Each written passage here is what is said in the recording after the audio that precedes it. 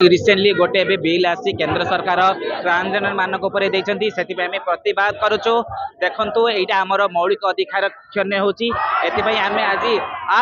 All Odisha रो transgender माने एकत्रित हई आमे आज केंद्र सरकार के विरोध रे रैली करूछु। जेदी एई दिनसटा आगामी दिन रे हम ट्रांसजेंडर कम्युनिटी मानक जेदी समाधान न करछंती आगामी दिन आज आपण देखुतेबे 2000 किन्नर जोग देछंती आगामी दिन रे 15000 किन्नर राज रास्ता को ओलेबे एटा हम मानकर दाबी जो पर्यंत हम मानको न्याय न मिलची केंद्र सरकार जो पर्यंत आम मान को न्याय न देइछंती हमर एही राज्य रास्ता रे एही संघर्ष हम मानकर जारी रहइबो।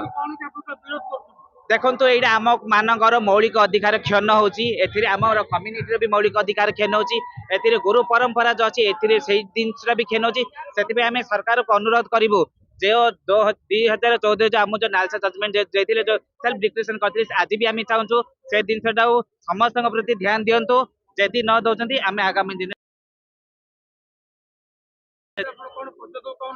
जेदी बिल न होचे आज ओडिसा रे